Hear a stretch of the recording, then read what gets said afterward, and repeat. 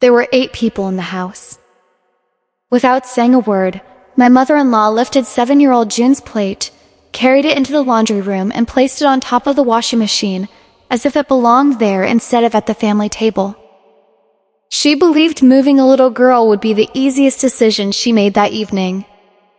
She couldn't have imagined that before the night was over, she would be the one left standing alone on the front porch, watching her family walk away. But the moment that truly froze every person in that dining room wasn't anything my husband said. It was the 2 documents I quietly placed on the table before speaking a single word. "This table is for family by blood," Janet announced with a satisfied smile. She had no idea I'd spent 3 years recording every sacrifice in silence. Welcome back to Calm Drama Stories, where hidden family secrets always find their way into the light. My name is Megan. I'm 34 years old, and bookkeeping isn't just my career. It's the way my mind works. I organize numbers, track expenses, and notice details other people overlook. For the last 3 years, I had also been balancing something much more exhausting than financial records. I'd been balancing peace, keeping arguments from exploding, making sure everyone stayed comfortable, pretending everything was fine. Until that Saturday. If you've ever been the person holding a family together while nobody noticed your effort, stay with me. This story might feel painfully familiar. We live in a quiet little town called Millbrook. Our home isn't fancy. It's a narrow blue house with creaky wooden floors and a kitchen that never seems warm enough during winter mornings. The refrigerator is completely covered with my daughter's artwork. Crayon rainbows, paper flowers, family portraits with oversized smiles. She tapes every drawing directly over the refrigerator handle, forcing everyone to lift the paper before opening the door. I never remove them. Every picture reminds me that a home isn't built with expensive furniture. It's built with love. My husband, Greg, works as a production supervisor in a cabinet factory, about 30 minutes away. You can always tell he's been working because fine sawdust clings to his sleeves no matter how carefully he brushes them off. He's patient, gentle, the kind of man who avoids arguments whenever possible. 3 years ago, I married him. At that time, June was only 4 years old. She called every grown man sir and believed every dog deserved to be petted. Greg also has 2 children from his first marriage. Tyler is 12. Hannah is 10. They stay with us every other weekend, holidays, and most of the summer. Our house feels wonderfully chaotic whenever all 5 of us are together. Arguments over television remotes. Shoes scattered across the hallway. Laughter echoing through every room. Those noisy weekends became my favorite part of life. Not because everything was perfect, but because everyone belonged. Or at least, that's what I believed. Someone had to keep our lives running smoothly. That person was me. I scheduled doctor's appointments, remembered birthdays, renewed insurance policies, paid bills before due dates, arranged parent-teacher meetings, booked oil changes, bought birthday presents for relatives, even remembered which cousin had gluten allergies and which aunt refused to speak to her own sister. Nobody asked how these things happened. They simply expected them to happen. And they always did. Whenever Greg's parents needed financial help, the request came through him. The payment came through me. Quietly. Without announcements. Without expecting praise. I wasn't trying to impress anyone. I simply believed that's what families do. Bookkeepers think differently than most people. We're trained to notice every number, every payment, every transfer, every missing dollar. Not because we're suspicious, because that's how we understand the world. Everything eventually balances. Or it doesn't. People lie. Numbers don't. At least, that's what I believed. Back then, I convinced myself love worked the same way. Real love wasn't loud. It didn't demand recognition. The people who gave the most often stayed invisible. I thought kindness didn't need witnesses. I thought sacrifice spoke for itself. I was wrong. Silence doesn't teach gratitude. It teaches people to expect more. And when generosity becomes routine, people stop seeing it altogether. I didn't realize that lesson until my 7-year-old daughter silently stood beside a doorway, wondering why she wasn't welcome at a table where everyone else already had a chair. That single moment changed everything. Because eventually you learn something painful. Peace isn't free. Someone always pays for it. For 3 years, I was paying the bill.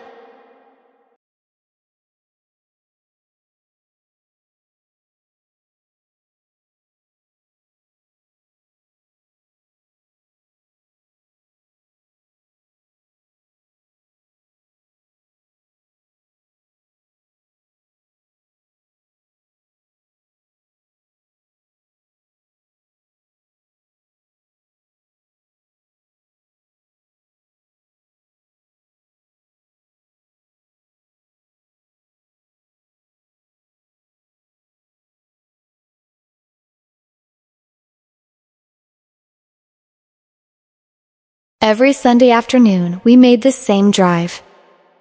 It took about 25 minutes to reach Cedar Hollow, the small farming town where Greg had spent his childhood. His parents still lived in the old white farmhouse at the edge of town. From the outside, it looked warm and welcoming. Fresh flowers lined the front porch. The lawn was perfectly trimmed. The curtains were always spotless. People passing by would probably call it the perfect family home. I knew better. Inside those walls, warmth only belonged to certain people. Janet, my mother-in-law, kept an immaculate house. Everything had its place. The silverware was polished. The furniture was arranged with perfect symmetry. Not even a picture frame sat at the wrong angle. But while her house was spotless, her heart always seemed carefully divided. She had a way of making people feel exactly where they ranked. No arguments. No shouting. Just small moments. Small enough that anyone watching could pretend nothing happened. Whenever we walked through the front door, she greeted everyone differently. "There's my handsome Tyler." "Oh, Hannah, you've grown so much." Then she glanced toward June.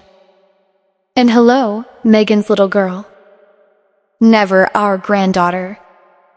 Never June. Never anything that suggested she belonged. At first, I convinced myself I was imagining it. Maybe Janet simply wasn't affectionate. Maybe she treated everyone the same. But over time, the pattern became impossible to ignore. Tyler and Hannah were always invited to help bake cookies. June was handed coloring books to keep herself occupied. The older kids sat beside Grandma during dinner. June usually ended up wherever an empty chair happened to be. It wasn't obvious enough to start an argument. That was Janet's specialty. She never crossed the line.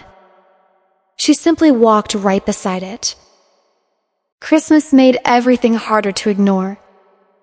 That year, brightly wrapped presents covered nearly half the living room floor. Tyler had a mountain of gifts waiting beneath the tree. Hannah's pile was almost as large. June found a single small package tucked behind the others. She smiled anyway. Children don't count presents. They count excitement. She hugged Janet and thanked her before opening it. Inside was a simple coloring book and a box of crayons. She genuinely loved it. My heart broke anyway. Later that evening, I quietly asked Janet whether perhaps there had been a mistake. She smiled politely. "I don't believe children should be spoiled." That was all she said. Roy, my father-in-law, stared silently into his coffee mug. He never defended her. He never defended June either. The refrigerator in Janet's kitchen told another story. Tyler's baseball photograph hung proudly in the center. Hannah's science fair ribbon was attached with 2 magnets. There wasn't a single drawing from June. Not one. And that confused me. Because every visit, June proudly handed Janet a brand new picture she'd drawn herself. She always watched hopefully as Janet accepted it. "Thank you, sweetheart." The drawing disappeared into another room. A few weeks later, while taking out the recycling, I accidentally found them. Folded neatly, stacked together beneath newspapers and junk mail. She hadn't displayed them. She hadn't even kept them. She simply couldn't bring herself to throw them away immediately. So she waited until nobody was looking. I never told June. Some disappointments are too heavy for 7-year-old shoulders. One evening during the drive home, I finally asked Greg the question that had been growing inside me for months. "Why does your mother treat June differently?" He didn't answer immediately. Instead, he kept his eyes on the road. Finally, he sighed.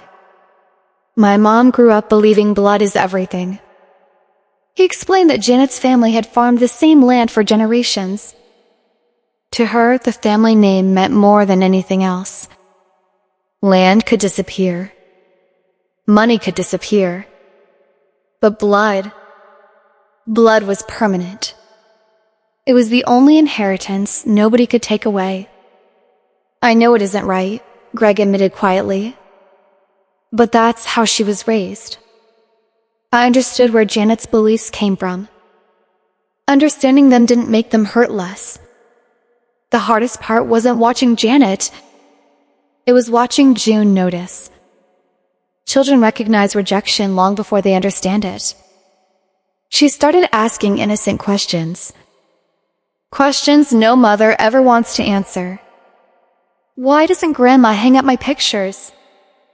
Did I do something wrong? Does Grandma like Tyler better? Every answer I gave felt incomplete. I kept telling her people love in different ways. Deep inside, I knew that wasn't true. Love may look different. Respect shouldn't. Around that same time, another problem entered Greg's parents' lives. Roy's health began to decline. His heart condition required several medications every month. The prescriptions weren't cheap. Even after insurance, the copay came close to $500 every month. Then winter arrived. A heavy storm damaged part of their roof. The repair estimate was nearly $6,000. Their retirement income couldn't cover both. Something had to give. Greg worried constantly. He wanted to help. So did I. Without making a big announcement, I transferred the money. First for the medication. Then for groceries. Then for roof repairs. Each payment was made quietly. Each transfer carefully recorded inside my bookkeeping software. Not because I plan to use those records someday. Because recording every transaction is simply what I do. Numbers calm me. When life feels uncertain, ledgers stay honest. Jenna assumed the money came from Greg. She often praised him for being such a devoted son. I never corrected her. I didn't need recognition. Helping Roy wasn't about receiving gratitude. It was about doing the right thing. Still, month after month, payment after payment, the total kept growing. 10,000, 15,000, 20,000. Eventually, I stopped looking at the total altogether.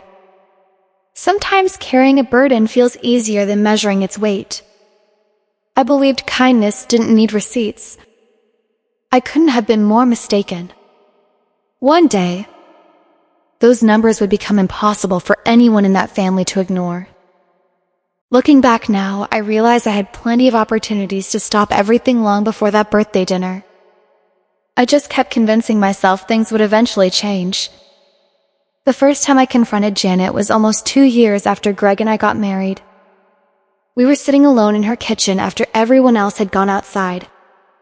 I decided it was time to be honest. "I need to ask you something," I said. She looked up from drawing a plate.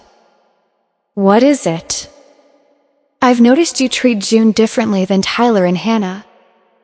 Her hands never stopped moving. "I don't know what you mean." "You do," I replied calmly. "She's a child, Janet. She notices these things." Janet carefully placed the dish into the cabinet before answering. "I love all children." Her answer sounded rehearsed. "But—" She smiled politely. "Children have different places in a family." That single sentence told me everything. I left that conversation disappointed, but still hopeful. People can change. At least that's what I believed. Weeks became months. Months became another year. Nothing changed. If anything, Janet became even more careful. She no longer ignored June openly. Instead, she perfected the art of excluding her without appearing cruel.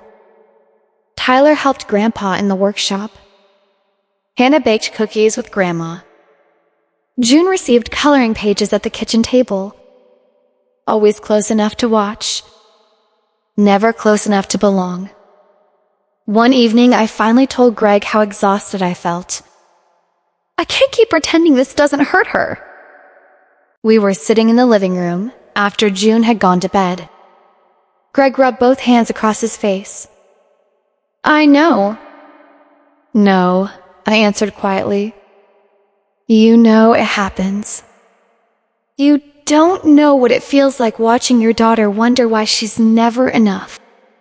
He looked devastated. "I've talked to Mom. I've asked her to stop. She says she doesn't mean anything by it." I laughed bitterly. Intent doesn't erase damage. He didn't argue, because he knew I was right. That same week, I opened my banking app. For months, I've been sending automatic transfers to help Greg's parents. Medication, groceries, utilities, roof payments. Everything happened automatically. I placed my thumb over the button that would cancel every recurring payment. I stared at it for almost a minute. Then my phone rang. It was Greg. His voice sounded frightened. "My dad's in the emergency room." Chest pain. Doctors suspected another heart episode. I closed the banking app without pressing anything. There are arguments you simply can't win at another person's expense. Roy needed those medications. My anger wasn't worth risking his health. So the payments continued. Greg thanked me later that night. "I know what you almost did." "I understand." "I just need more time." More time. Those 3 words became his answer to everything. "Mom will come around." She'll eventually accept June. Things will get better. He honestly believed it. Greg had spent his whole life avoiding conflict. He believed patience could solve almost anything. Sometimes patience works. Sometimes patience simply teaches difficult people that nobody will ever stop them. I told myself Janet belonged to a different generation. Maybe that's why she struggled. Maybe older beliefs simply take longer to disappear. Maybe if I stayed kind, stayed respectful, stayed patient, Eventually, she'd soften. But prejudice doesn't disappear because someone waits long enough. It survives as long as people tolerate it. Without realizing it, I was helping keep it alive. There was only one promise I repeated to myself every Sunday on the drive home. June usually fell asleep before we reached Millbrook. I'd glance into the back seat and whisper words she couldn't hear. Family isn't decided by blood.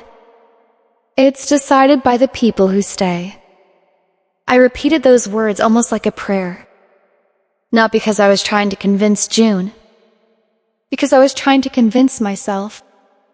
Then something happened that changed our future forever. One evening, Greg came home unusually quiet. Instead of sitting down for dinner, he walked upstairs. I found him standing in June's bedroom doorway. She was asleep, hugging her favorite stuffed rabbit. Greg watched her for a long time without speaking. Finally, he whispered, "I can't keep calling myself her stepdad." I looked at him. "What do you mean?" He smiled. "I already love her like she's mine. I want the paperwork to match reality." My heart stopped. "You mean I want to adopt her?" For a moment, neither of us spoke. Then tears filled my eyes. "You'd really do that?" Greg looked almost offended.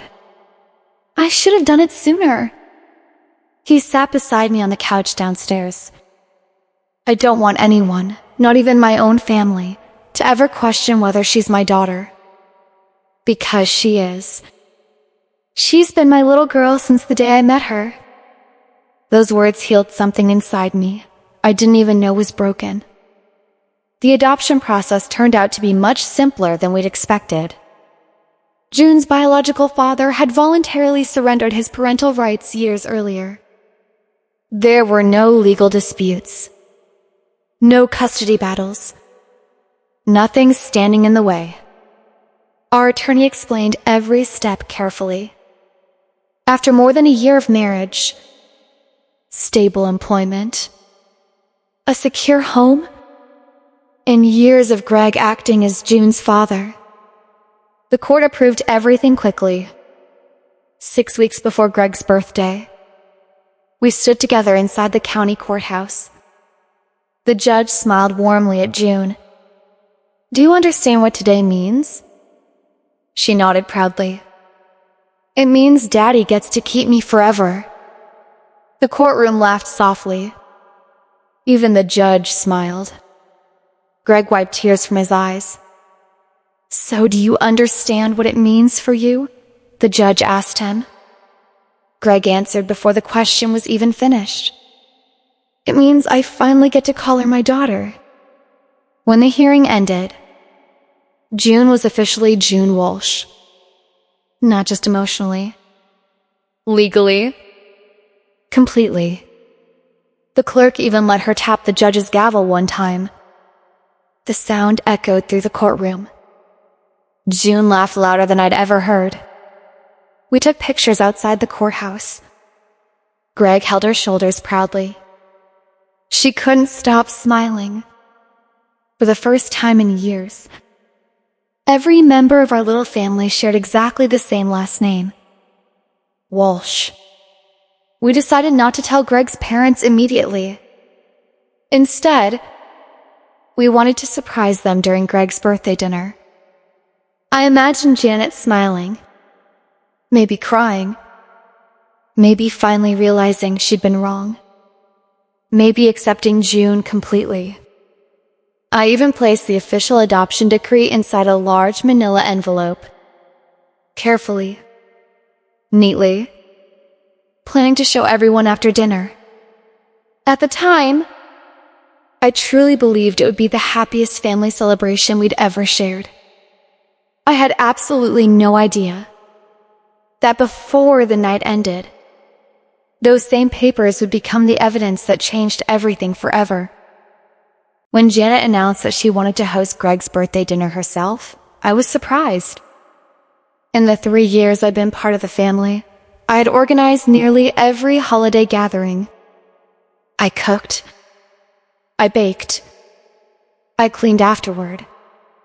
Janet usually arrived, complimented a few dishes, criticized a few others, and left before the kitchen was spotless again. So when she insisted on hosting this year, I thought maybe things were finally changing. Maybe she wanted to make peace. Maybe she was making an effort. I wanted to believe that. The dinner would be held at her house in Cedar Hollow. Greg's younger sister, Brenda, called me a few days beforehand. She sounded unusually cheerful. "We've got everything under control," she said. "You don't need to bring food this time." I laughed. "Are you sure? I can at least make one casserole." "No," she replied quickly. "Mom wants to keep everything simple."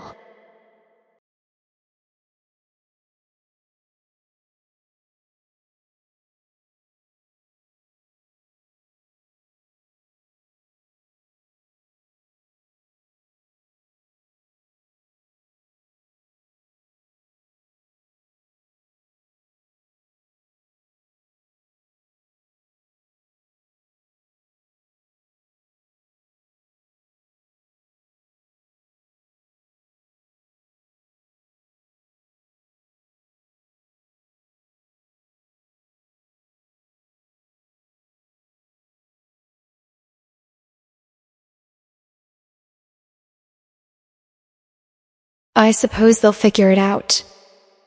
Something about her tone felt strange, almost disappointed.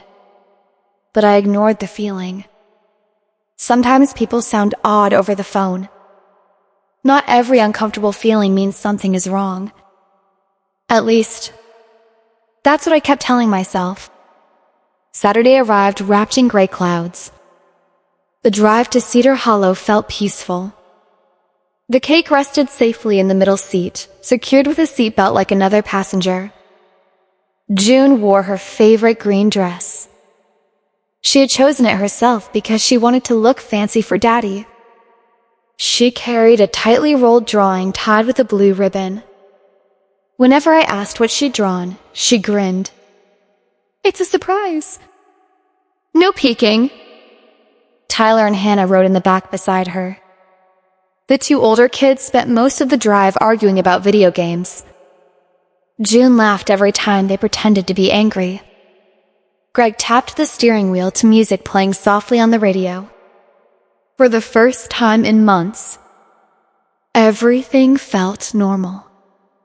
When we pulled into Janet's driveway, she stepped onto the porch before we'd even turned off the engine. She hugged Greg tightly. "Happy birthday, sweetheart." Then she smiled at Tyler. "Look how tall you've gotten." She kissed Hannah's forehead. Finally, her eyes landed on June. "There you are." That was it. No hug. No kiss. Just, "There you are." I noticed. So did June. But she smiled anyway. Children always hope today will be different. The smell of roast beef filled the house. Fresh bread cooled on the kitchen counter. Everything looked beautiful. The dining room table was already completely set. White china. Crystal glasses. Silver polished until it reflected the ceiling lights. I carried the cake toward the sideboard. As always, my eyes automatically counted the place settings. 1, 2, 3, 4, 5, 6, 7. I blinked. Counted again. Still 7. A strange feeling settled in my stomach. There were 8 of us. Brenda walked into the room, carrying a basket of dinner rolls. She caught me staring at the table. "Oh," she said lightly. "We're a little crowded this year." She adjusted one of the napkins without looking at me. I'm sure we'll figure something out. Figure what out? There should already have been enough chairs. Instead, there were exactly 7. No extra seat. No folding chair nearby. Nothing. Tyler immediately claimed the chair closest to the television. Hannah sat beside the window. Greg wandered into the kitchen to check on his father. Roy was slowly carving slices of bread. I stood beside the table, pretending to admire the decorations, while quietly doing the math again. 7 chairs. 8 people. Only one person didn't have a place. Before I even looked around, I already knew who it would be. June stepped into the dining room, holding her rolled-up birthday picture against her chest. She looked from chair to chair. Then she looked at me. She didn't say anything. She simply moved a little closer until her small hand found mine. She had counted 2. Children notice much more than adults realize. A few minutes later, neighbors stopped by to drop off a birthday card for Greg. The Hadleys had lived across the road from Janet and Roy for years. Janet greeted them warmly. "Oh, come meet my grandchildren." She proudly rested one hand on Tyler's shoulder.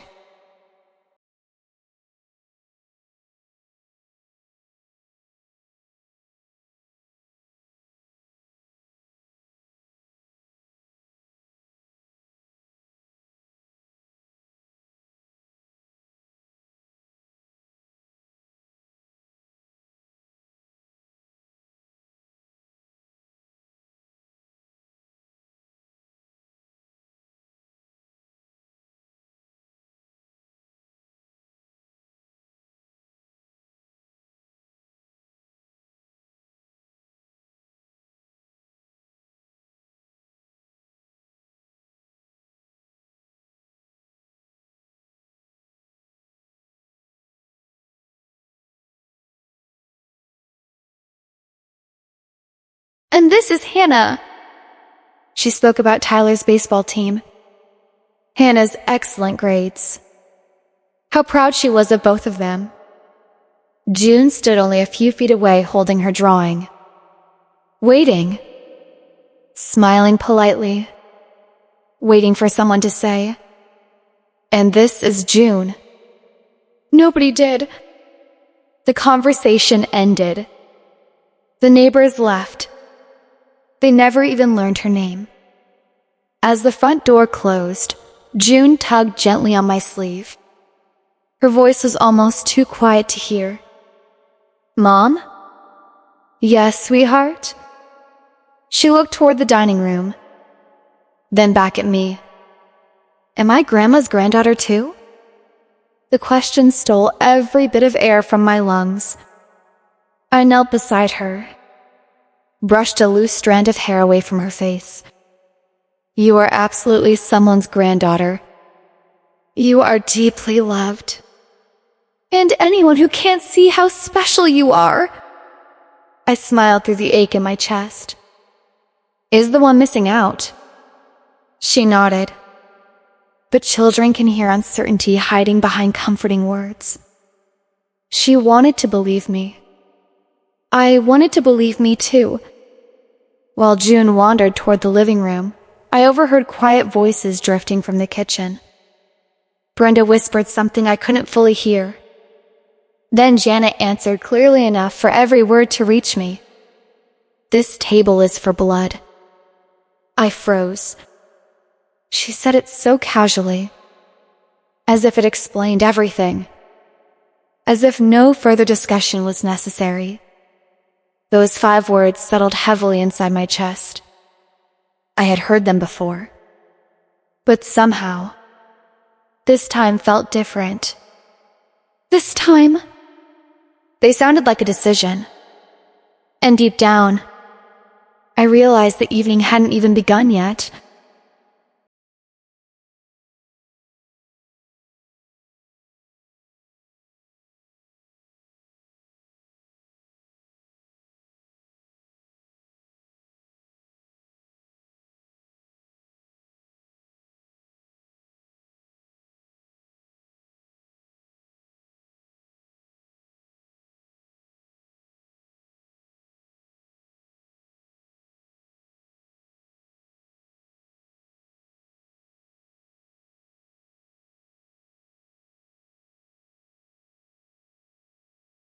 The house buzzed with conversation as everyone drifted toward the dining room.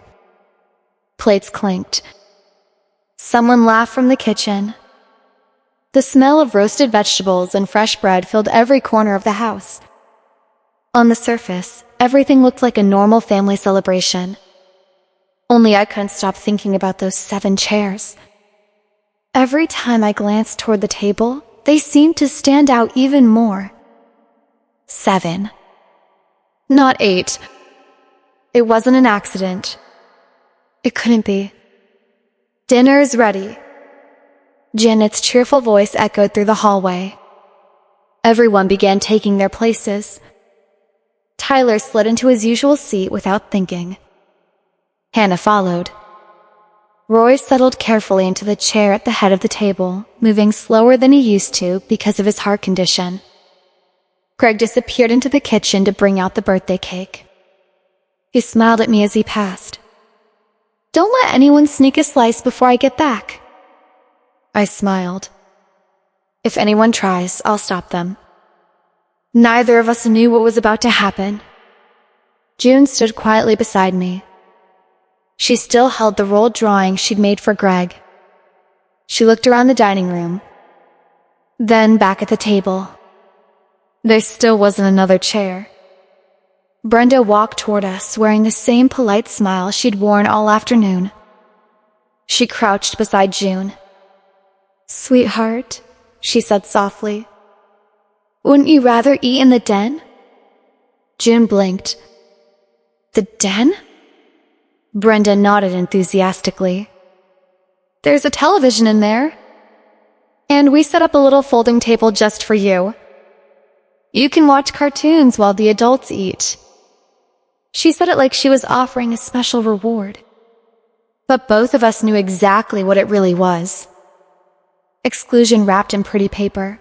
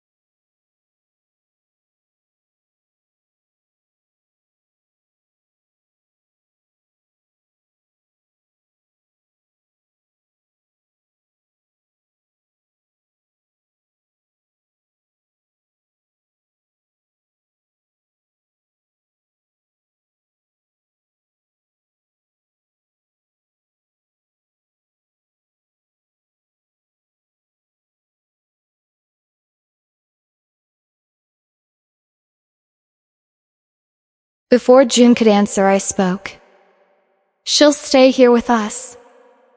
Brenda's smile tightened ever so slightly. "It's only because the dining room is crowded." "I'm sure she'll have more fun." "No," I replied. "She belongs with her family." For a brief second, neither of us moved. Then Brenda lowered her voice. "Mom also wants to take family photographs after dinner." So? She hesitated. "It might be easier if..." "If what?" "If only the real grandchildren are in the pictures." The words landed like ice water. Real grandchildren. She actually said it. Then, realizing how awful it sounded, she quickly looked away. But she never took the words back. Everything suddenly made sense. The missing chair. The folding table. The photographs. The careful planning. None of this had happened by accident. It had been organized. Discussed. Prepared. Long before we ever arrived.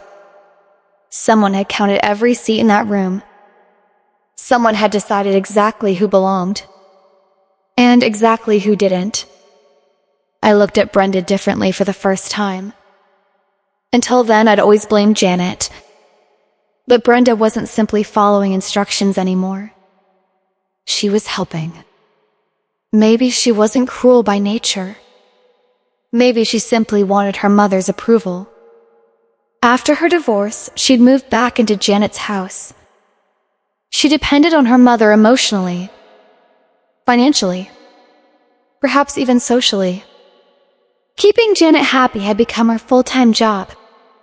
And if protecting that approval meant hurting a 7-year-old little girl, she'd convinced herself it was acceptable.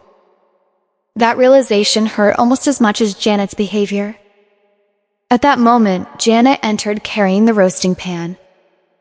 She placed it proudly in the center of the table. Steam curled into the air. Everyone admired the meal. Everyone, except me. Her eyes immediately found June standing beside me. Then she noticed that June hadn't moved toward the den. A flicker of irritation crossed her face. June. Her voice sounded sweet.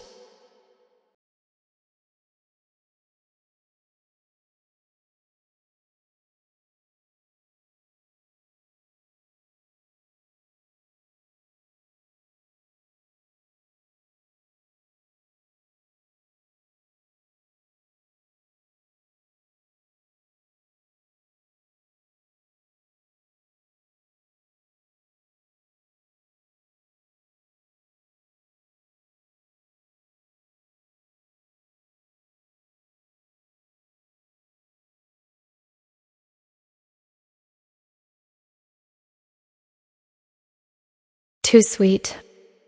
Come here for a moment.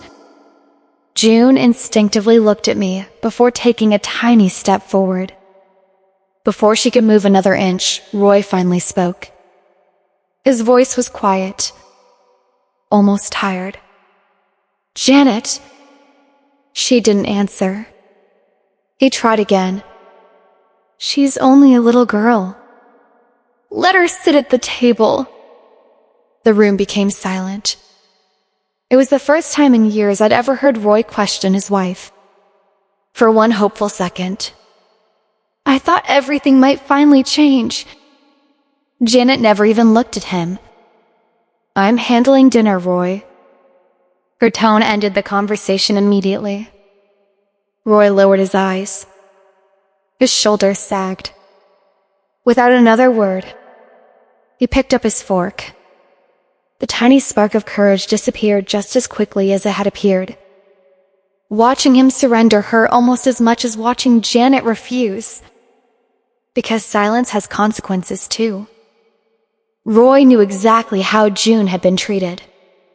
He'd seen it happen for years. Yet every time he chose comfort over confrontation, that choice had helped create this moment. I suddenly remembered something. Every prescription I'd paid, every grocery bill, every roof repair.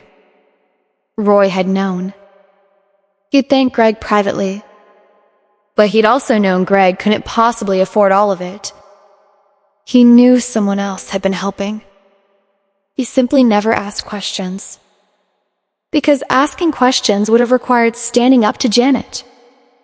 And standing up to Janet was something he'd spent nearly 50 years avoiding. Before Janet could say another word, June smiled nervously and walked over to Greg. He had just returned carrying the birthday cake. Daddy, she held out the rolled drawing. I made something for you. Greg carefully set the cake on the counter before taking the picture. He slowly untied the ribbon, then unrolled the page. For a long moment, he didn't speak. The drawing showed our little family standing in front of our blue house. 5 smiling people holding hands. Me, Greg, June, Tyler, Hannah. Above us shined a bright yellow sun with a huge smiling face. Every person had a label written in June's careful handwriting. Mommy! Daddy! Me. Tyler. Hannah. Greg swallowed hard. His eyes immediately filled with tears. "This," he smiled, "is the best birthday present I've ever received." June's entire face lit up. She practically glowed. For those few precious seconds, nothing else in the room mattered. Then Janet glanced at the drawing. "Oh," she forced a smile. "That's nice." Nice. One word. Flat. Emotionless. Then she clapped her hands. "Everyone sit down before dinner gets cold." Just like that. The moment disappeared. She couldn't allow the picture of 5 people holding hands to remain the center of attention, because that drawing represented exactly what she refused to accept. A complete family. One that included June. Greg carefully rolled the picture back up. He tucked it under his arm, promising himself he'd frame it later. He had no idea that before the evening ended, that drawing would become. A few minutes before dinner, June quietly told me she needed to use the bathroom. I took her hand and together we walked down the hallway, away from the laughter and conversation filling the house. For the first time all evening it was quiet. As June washed her hands, I reached into my purse for a tissue. Instead, my fingers caught the corner of the large manila envelope. It slipped free. The envelope fell onto the bathroom floor. The adoption papers slid halfway out. I bent down and picked them up. For a moment, I simply stared. The county seal reflected the bathroom light. Gregory Walsh. June Walsh. Final order of adoption. Every signature. Every official stamp. Every word confirmed the truth no one could erase. Legally. Emotionally. Completely. June was Greg's daughter. Nothing, Janet believed, could ever change that. I carefully smoothed the papers before sliding them back into the envelope. Then I looked into the mirror. The woman staring back at me didn't look frightened anymore. She looked finished. Finished pretending. Finished apologizing. Finished hoping kindness alone would solve everything. I quietly made myself a promise. If anyone tried to remove my daughter from that table tonight, those papers were coming out. Not to start a fight, simply to tell the truth. We returned to the dining room. Dinner was about to begin. Everyone slowly gathered around the table. The empty chair was still missing. No one had bothered to fix it, because no one intended to. Greg stepped back into the kitchen for a moment to grab the birthday candles. That tiny delay would become one of the biggest moments of the night. As soon as Greg disappeared, Brenda gently rested a hand on June's shoulder. "Come on, sweetheart." She smiled brightly. "Your special table is ready."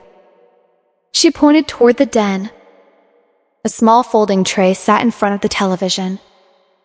A plastic plate waited there, separated from everyone else. June frowned. "I want to eat with Daddy." Brenda kept smiling. "This will be more fun." June didn't move. Instead, she looked toward me. Before I could reach them, Janet stepped directly between us. She smiled at the guests as though nothing unusual was happening. "The children who belong at this table already have their seats," she announced pleasantly. "June can eat in the den. It's more comfortable." Comfortable. That word again. It sounded kind, but kindness was the last thing it meant.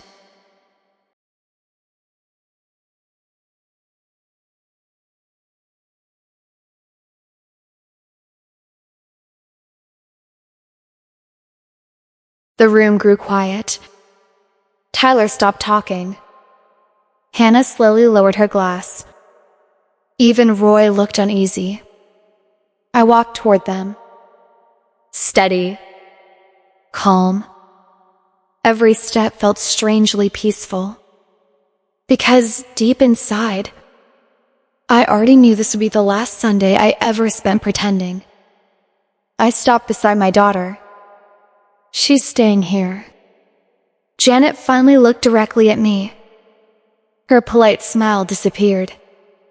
Megan, it's Greg's birthday. Let his real children sit beside him tonight. The words echoed through the room. Real children. I felt June's tiny fingers wrap around my hand. She understood enough. Not every word, but enough. Children always understand when someone is trying to make them feel unwanted. Janet continued speaking. There's nothing wrong with eating in the den. She paused, searching for the words. Then she found them. She isn't really his child. Silence. Absolute silence. The clock on the wall suddenly sounded louder than anyone breathing. Tyler stared at his grandmother. Hannah looked ready to cry. Roy lowered his eyes. No one spoke.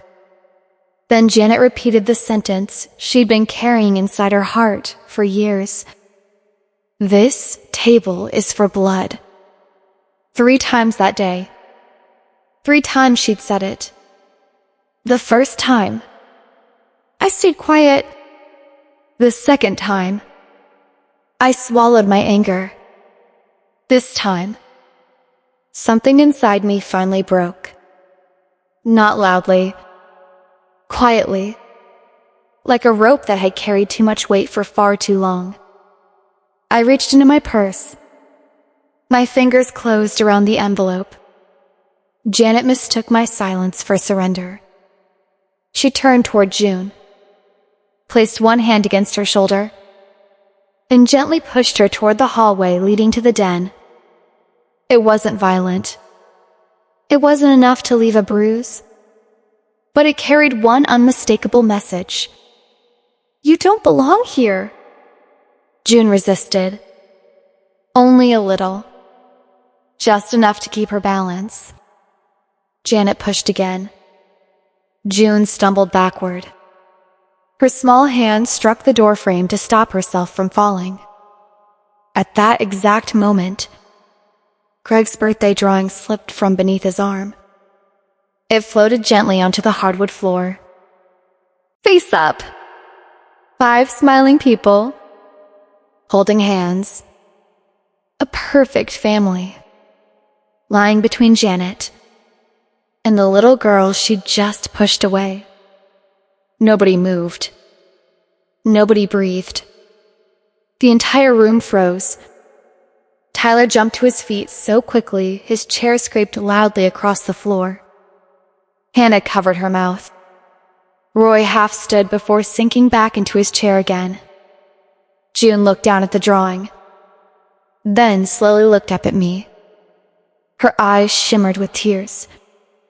She wasn't crying yet. She was waiting. Waiting for someone. Anyone. To make this right. That was the moment everything changed. I stepped forward. I picked up the drawing first, carefully smoothing the bent corner with my fingertips. Then I placed one arm around June, pulling her safely behind me. I rested my hand against her back, letting her know without saying a word. I've got you. No one is moving you again. I looked directly into Janet's eyes. When I finally spoke, my voice was calm. Cold. Perfectly steady. Don't ever put your hands on my daughter again. The room remained silent. But this time, everyone knew. The real confrontation had finally begun.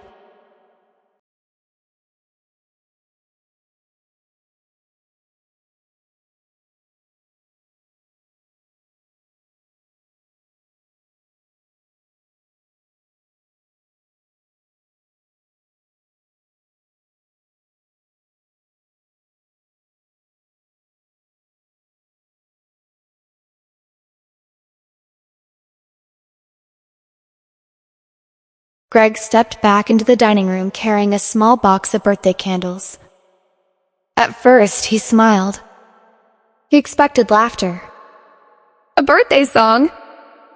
Maybe someone teasing him about getting older. Instead, he stopped in the doorway. The room had gone completely silent. His mother stood near the dining table. I was standing in front of June. Tyler was on his feet. Hannah looked like she was trying not to cry. Roy stared down at the table, as though he couldn't bear to look at anyone. And June, his little girl, was hiding behind me. Greg's smile disappeared instantly.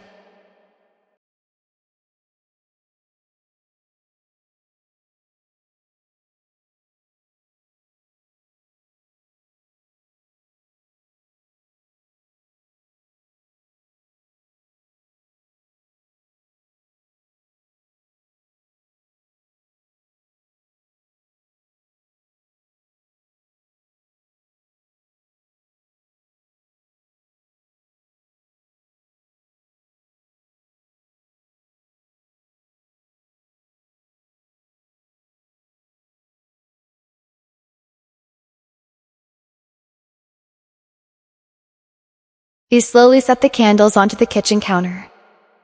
What happened? Nobody answered. His eyes moved from one face to another. Finally, they settled on June. She was clutching the back of my sweater with both hands. Greg had never seen her do that before. His voice became quieter. What happened? Janet answered first. Oh, honestly, Gregory. Nothing happened. I simply asked June to eat in the den because there wasn't enough room at the table. Then she looked toward me. Megan decided to turn it into a scene. Before I could respond, another voice spoke. That's not true. Everyone turned. Tyler. The 12-year-old stood straight with both fists clenched. His face was red with anger. Grandma pushed June. Nobody breathed. Tyler pointed toward the hallway. She pushed her toward the door. Hannah nodded immediately. I saw it too. Greg looked at both of his older children. Then he looked at the drawing lying in my hands. The drawing June had proudly given him only minutes earlier. One corner was bent. Something inside him changed. Not suddenly. Quietly. Like a man finally understanding something he'd been refusing to see. He walked across the room until he stood beside me. His eyes never left mine. Tell me exactly what happened. I opened my mouth. Janet interrupted. Don't exaggerate. I barely touched her. I was only trying to organize dinner. Greg slowly turned toward his mother. His voice stayed calm. What exactly did you say? Janet folded her arms. I told Megan the truth. June isn't really your daughter. The words echoed through the room.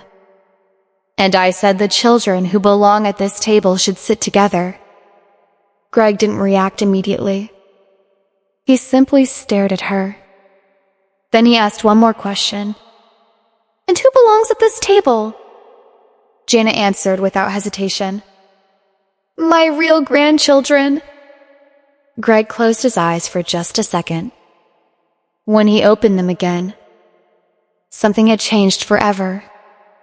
My real grandchildren? He repeated quietly. Yes. Blood matters, Gregory. It always has. You chose to marry Megan. I accepted that. But don't expect everyone else to pretend her daughter suddenly became part of this family. Brenda finally stepped forward. Mom's only trying to protect family traditions. Greg looked at his sister. Then back at Janet. So that's what tonight was? The missing chair? The folding table? The family photographs? You planned all of this? Nobody answered. They didn't have to. The silence confirmed everything. Greg took one slow breath, then another. Finally, he spoke. You called my daughter a stranger. Janet frowned.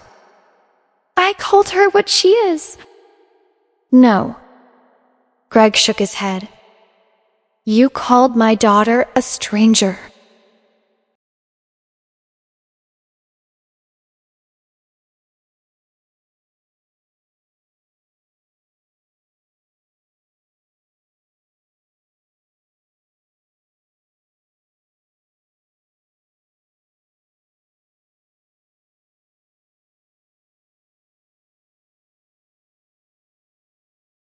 He emphasized each word carefully. My daughter. Janet laughed nervously. Greg! Let's not play games. You know what I mean. I know exactly what you mean. And that's the problem. For years, Greg had avoided arguments. He always believed families could solve problems peacefully. Tonight, peace no longer mattered. Justice did. He stepped closer to his mother. I have loved June since the day I met her. I tucked her into bed. I taught her to ride a bicycle. I helped her with homework. I stayed awake when she had nightmares. I celebrated every birthday. I kissed every scraped knee. Then he looked directly into Janet's eyes. If that's not a father, what exactly do you think one is? Janet refused to back down. Love doesn't change blood. She'll never carry our family history. She isn't a Walsh. She had no idea how wrong she was. I looked at Greg. He looked back at me. Neither of us needed to say anything. We both knew. It was time. I slowly reached into my purse. The room watched every movement. I removed the large manila envelope.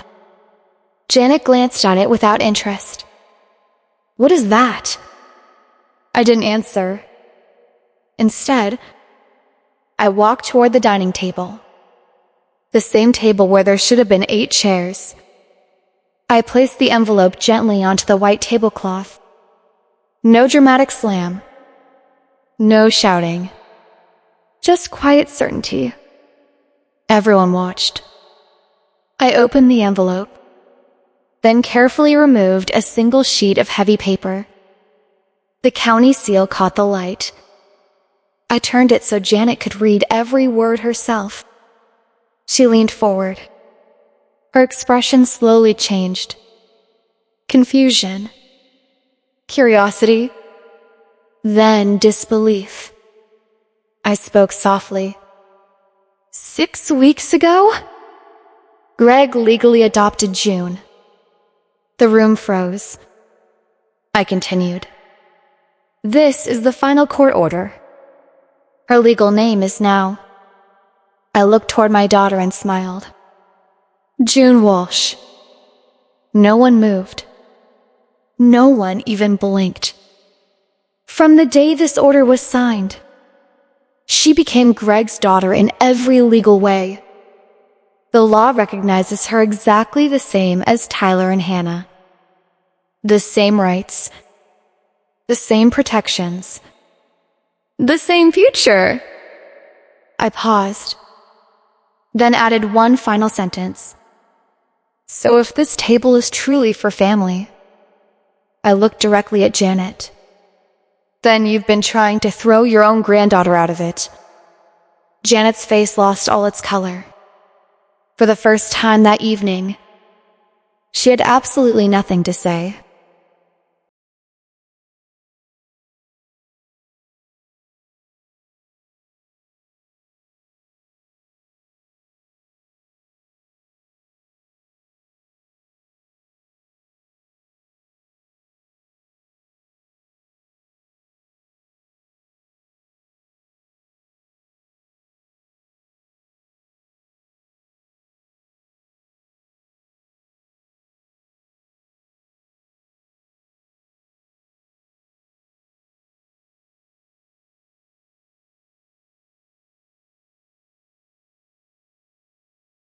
The room remained completely silent. No one spoke. No one even reached for the food. Every eye was fixed on the adoption papers lying in the center of the table. Janet stared at the document as if it had been written in a language she couldn't understand. Her lips moved, but no words came out. Finally, she looked at Greg. You actually did this? Greg nodded once. I did. You never told me. I shouldn't have needed your permission. Janet shook her head. This isn't right. It changes everything. Greg answered without hesitation. No. It only makes official what has been true for years. Brenda leaned over the table and picked up the papers. She read every page carefully. When she reached the judge's signature, her face fell. It's real, she whispered. The adoption is finalized. Roy slowly reached for his reading glasses. His hands trembled as he looked over the court order. When he finished reading, he closed his eyes. For the first time all evening, he looked ashamed. Tyler broke the silence first. So, he said with a grin, June's really our sister now? Greg smiled. She has always been your sister. The paperwork just caught up. Tyler walked straight over to June. Without saying another word, he wrapped one arm around her shoulders. We already knew. Hannah joined them. She hugged June tightly. I'm glad it's official. June looked from Tyler to Hannah to Greg and finally to me. The uncertainty she'd carried for years slowly disappeared from her face. For the first time that evening, she smiled.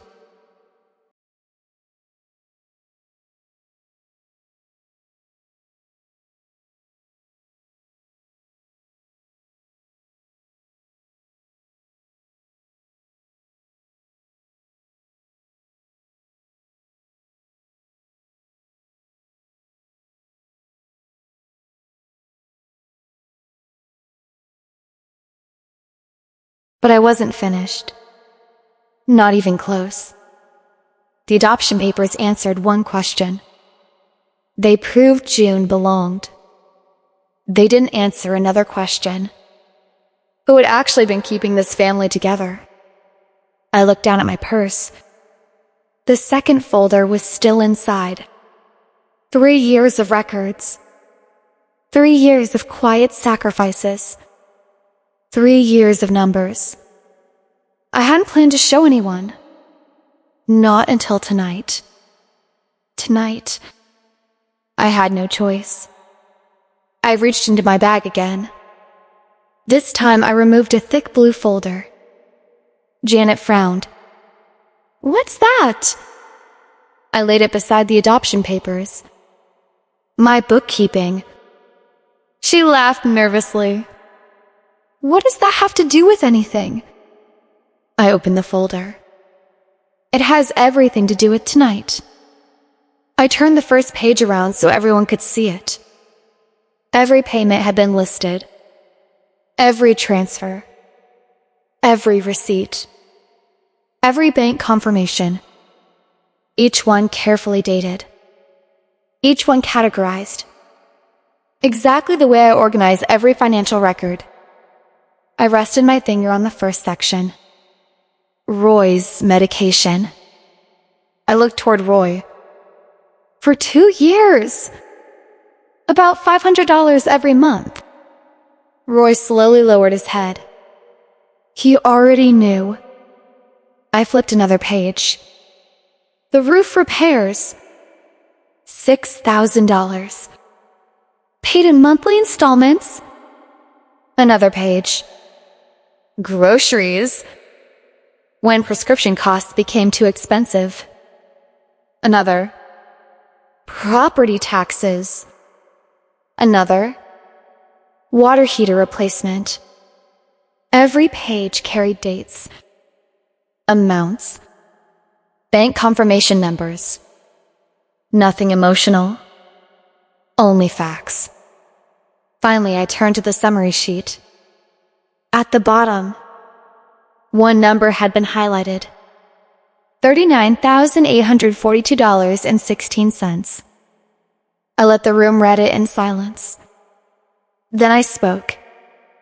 For the last 3 years, I've quietly paid nearly $40,000 to help keep this house running. Janet frowned. Greg paid that. I looked directly into her eyes.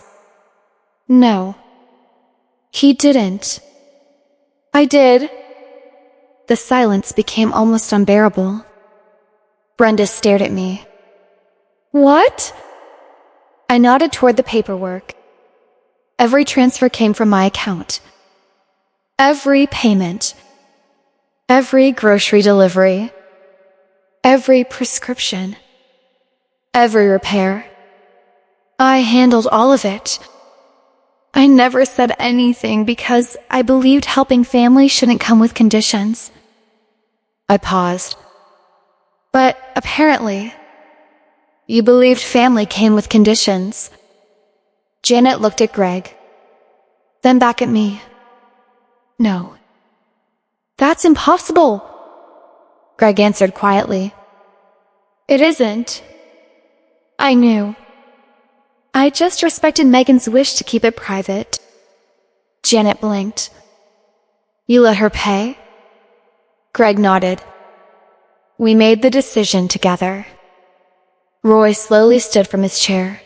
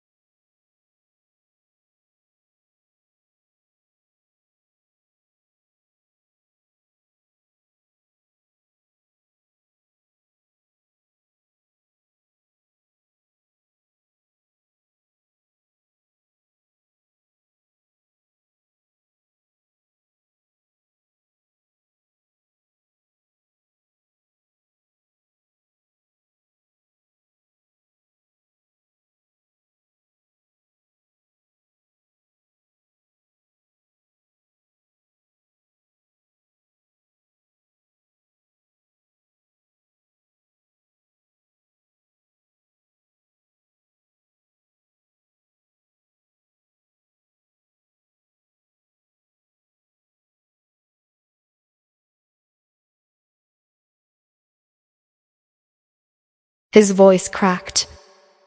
It's true. Everyone turned toward him. I knew.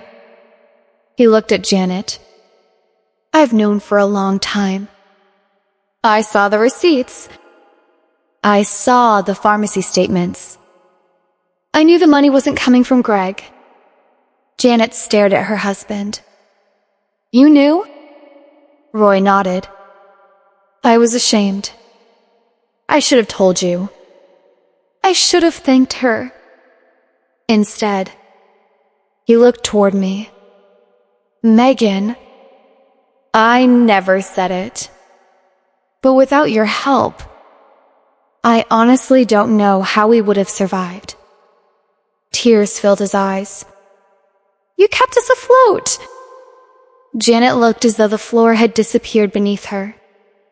For years, she had proudly accepted help, praised Greg for being a wonderful son, criticized me, ignored my daughter, all while living partly on money I had quietly provided. The realization struck harder than any argument ever could. She looked at the total again. Nearly $40,000. Her hands began to shake. I closed the folder gently. I never wanted recognition. I never wanted praise. I certainly never expected anyone to owe me anything. I took one slow breath. But after everything that happened tonight, I refused to let anyone call my daughter an outsider while happily accepting the support that came from her mother's hands. I looked around the table. My daughter was good enough to help keep this house standing. But somehow, She wasn't good enough to sit at your table. No one had an answer. Because there wasn't one. The numbers had spoken. And unlike opinions, numbers don't lie.